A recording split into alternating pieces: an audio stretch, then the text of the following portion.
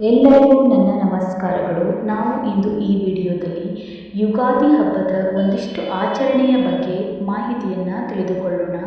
ಈ ಮಾಹಿತಿ ನಿಮಗೆ ಏನಾದರೂ ಇಷ್ಟ ಆದರೆ ದಯವಿಟ್ಟು ನಮ್ಮ ಚಾನಲ್ಗೆ ಸಬ್ಸ್ಕ್ರೈಬ್ ಆಗಿ, ಹಾಗೆ ಲೈಕ್ ಮಾಡಿ, ಶೇರ್ ಮಾಡಿ, ಕಮೆಂಟ್ ಮಾಡೋದನ್ನು ಮರೆಯಬೇಡಿ.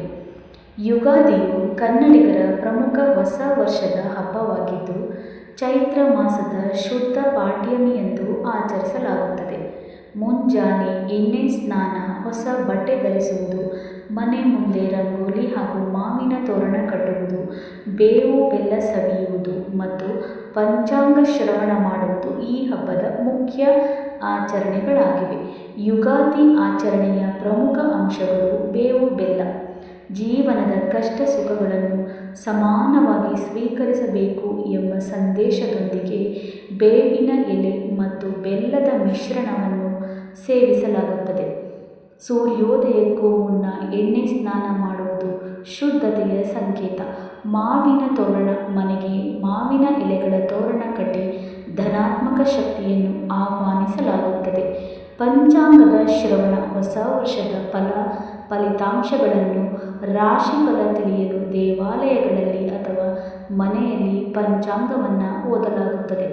ವಿಶೇಷ ಅಡುಗೆ: ಹೋಳಿಗೆ, ಮಾವಿನಕಾಯಿ ಚಿತ್ರಾನ್ನ, ಕೋಸಂಬರಿ ಮುಂತಾದ ಖಾದ್ಯಗಳನ್ನು ತಯಾರಿಸಲಾಗುತ್ತದೆ.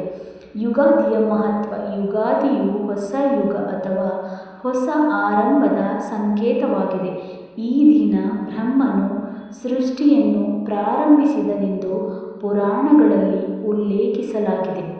ಈ 2026ರಲ್ಲಿ ಯುಗಾದಿ ಹಬ್ಬವನ್ನು ಮಾರ್ಚ್ 19, 2026ರಂದು ಆಚರಿಸಲಾಗುತ್ತದೆ. ಯುಗಾದಿ ಎಂಬ ಹೆಸರು ಎರಡು ಪದಗಳ ಸಂಗಮವಾಗಿದೆ. ಅವುಗಳೆಂದರೆ ಯುಗ ಎಂದರೆ ಸಂಸ್ಕೃತದಲ್ಲಿ ಯುಗ ಮತ್ತು ಆದಿ ಎಂಬ ಪದವು ಕನ್ನಡ ಮತ್ತು ಸಂಸ್ಕೃತದಿಂದ ಪ್ರಾರಂಭವಾಗಿದೆ. ಈ ಹಬ್ಬವನ್ನು ಚಂದ್ರಮಾನ ಯುಗಾದಿ ಎಂದು ಕರೆಯುತ್ತಾರೆ. ಇದು ಹಿಂದೂ ಚಂದ್ರನ ಕ್ಯಾಲೆಂಡರ್ ಪ್ರಕಾರ ಹೊಸ ವರ್ಷದ ಹೊಸ ಆರಂಭವನ್ನು ಸೂಚಿಸುತ್ತದೆ.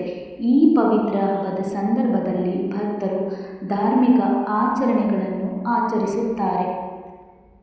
ಯುಗಾದಿ ಹಬ್ಬದ ಮಹತ್ವ: ಯುಗಾದಿ ಎಂಬ ಪದವು ಉಗಾದಿ ಪದದಿಂದ ಬಂದಿದೆ. ಪ್ರಾಥಮಿಕವಾಗಿ ಯುಗಾದಿ ಎಂಬ ಪದವು ಎರಡು ಶ್ರೇಷ್ಠ ಪದಗಳ ಸಂಯೋಜನೆಯಾಗಿದೆ. ಯುಗ ಅಂದರೆ ಆಯಸ್ಸು ಅಥವಾ ಅವಧಿ, ಮತ್ತು ಆದಿ ಅಂದರೆ ಯಾವುದೋ ಪ್ರಾರಂಭ. ಆದ್ದರಿಂದ ಯುಗಾದಿ ಎಂದರೆ ಹೊಸ ವರ್ಷದ ಮೂಲ. ಈ ಹಬ್ಬವನ್ನು ಆಚರಿಸುವ ಜನರು ಬ್ರಹ್ಮದೇವರ ಮಹತ್ವವನ್ನು ಗುರುತಿಸಿ ಈ ಹಬ್ಬವು ಹೆಚ್ಚಿನ ಪ್ರಾಮುಖ್ಯತೆಯನ್ನು ಹೊಂದಿದೆ. ಬ್ರಹ್ಮದೇವನು ಯುಗಗಳ ಸೃಷ್ಟಿಕರ್ತನಾಗಿರುತ್ತಾನೆ ಮತ್ತು ಹಬ್ಬದ ದಿನದಂದು ಪೂಜಿಸಲ್ಪಡುತ್ತಾನೆ. ಹಿಂದೂ ಪುರಾಣಗಳ ಪ್ರಕಾರ ಬ್ರಹ್ಮದೇವರು ಯುಗಾದಿಯಂದು ಬ್ರಹ್ಮಾಂಡವನ್ನು ಸೃಷ್ಟಿಯನ್ನು ಪ್ರಾರಂಭಿಸಿದನು ಎನ್ನುವ ಇತಿಹಾಸವಿದೆ. ದುರ್ಗಾದೇವಿಯ 9 ರೂಪಗಳನ್ನು ಆಚರಿಸುವ 9 ದಿನಗಳ ಉತ್ಸವದ ಮೊದಲ ದಿನ ಚೈತ್ರ ನವರಾತ್ರಿಯು ಈ ದಿನದಿಂದ ಪ್ರಾರಂಭವಾಗುತ್ತದೆ. ಭಗವಾನ್ ಬ್ರಹ್ಮನಿಂದ ಮಾನವ ಕುಲದ ಸೃಷ್ಟಿಯ ಪ್ರಾರಂಭವನ್ನು ಗುರುತಿಸಲು ಯುಗಾದಿ ಎಂದು ಈ ದಿನವನ್ನು ಆಚರಿಸಲಾಗುತ್ತದೆ. 12ನೇ ಶತಮಾನದಲ್ಲಿ ಭಾರತೀಯ ಗಣಿತಜ್ಞ ಭಾಸ್ಕರಾಚಾರ್ಯರು ಯುಗಾದಿಯನ್ನು ಹೊಸ ವರ್ಷದ ಆರಂಭ, ಹೊಸ ತಿಂಗಳು ಮತ್ತು ಹೊಸ ದಿನ ಎಂದು ಹೇಳಲಾಗಿದೆ. ಯುಗಾದಿಯ ಇತಿಹಾಸದ ಬಗ್ಗೆ ಒಂದಿಷ್ಟು ಮಾಹಿತಿಯನ್ನು ತಿಳಿದುಕೊಳ್ಳೋಣ. ಹಿಂದೂ ಪುರಾಣದ ಪ್ರಕಾರ ಈ ದಿನದಂದು ಬ್ರಹ್ಮದೇವರು ವಿಶ್ವವನ್ನು ಸೃಷ್ಟಿಸಿದರು. ನಂತರ ಅವರು ದಿನಗಳು, ವಾರಗಳು, ತಿಂಗಳುಗಳು ಮತ್ತು ವರ್ಷಗಳನ್ನು ಸೃಷ್ಟಿಸಿದರು. ಆದ್ದರಿಂದ ಯುಗಾದಿಯನ್ನು ವಿಶ್ವ ಸೃಷ್ಟಿಯ ಮೊದಲ ದಿನವೆಂದು ನಂಬಲಾಗಿದೆ. ಯುಗಾದಿಯ ಮಹತ್ವ: ಯುಗಾದಿ ಎಂಬ ಪದವು ಯುಗಾದಿ ಎಂಬ ಪದದಿಂದ ಬಂದಿದೆ. ಮುಖ್ಯವಾಗಿ ಯುಗಾದಿ ಎಂಬ ಪದವು ಎರಡು ಶ್ರೇಷ್ಠ ಪದಗಳಿಂದ ಸಂಯೋಜಿಸಲಾಗಿದೆ ಎಂದು ನಾನು ಈಗಾಗಲೇ ಹೇಳಿದ್ದೇನೆ. ಯುಗಾದಿಯಂದು ಬ್ರಹ್ಮದೇವರನ್ನು ಗಣೇಶ, ಲಕ್ಷ್ಮೀ ದೇವತೆ ಮತ್ತು ಪಾರ್ವತಿ, ವಿಷ್ಣು, ರಾಮನಂತಹ ಇತರ ದೇವರುಗಳೊಂದಿಗೆ ಪೂಜಿಸಲಾಗುತ್ತದೆ. ಕಾಲಮಾನ ತಿಳಿಯಲು ಬ್ರಹ್ಮನು ನಮಗೆ ಪಂಚಾಂಗ ಮಾಡಿಕೊಟ್ಟ ದಿನವೇ ಯುಗಾದಿಯಾಗಿದೆ. ಮಹಾಭಾರತದ ಕಾಲದಲ್ಲೂ ಶ್ರೀಕೃಷ್ಣ ಯುಗಾದಿ ಹಬ್ಬದ ಆಚರಣೆ ಮಾಡಿದ್ದನು. ಜೀವನದಲ್ಲಿ ಬರುವ ಕಷ್ಟ ಸುಖಗಳನ್ನು ಸಮ ಪ್ರಮಾಣದಲ್ಲಿ ಸ್ವೀಕರಿಸಬೇಕೆಂದು ಬೇವು ಬೆಲ್ಲವನ್ನು ಭಗವಂತನಿಗೆ ಅರ್ಪಿಸಿ ಸೇವನೆ ಮಾಡಿ ಸಂತೋಷದಿಂದ ಹಬ್ಬವನ್ನು ಆಚರಿಸಿದರೆ ಆ ವರ್ಷವೆಲ್ಲ ಎಂತಹದೇ ಕಷ್ಟ ಬರಲಿ ಧೃತಿಗೆಡದೆ ಎದುರಿಸಿ ಸಂತೋಷದಿಂದ ಇರುತ್ತಾರೆ ಎಂಬುದು ಯುಗಾದಿ ಆಚರಣೆಯ ಪ್ರಮುಖ ಉದ್ದೇಶವಾಗಿದೆ. ಹಬ್ಬದ ದಿನ ಮುಂಜಾನೆ ಎಣ್ಣೆ ಹಚ್ಚಿಕೊಂಡು ಅಭ್ಯಂಗನ ಸ್ನಾನ ಮಾಡಬೇಕು. ಎಣ್ಣೆ ಲಕ್ಷ್ಮಿಯಾದರೆ ನೀರು ಗಂಗೆ.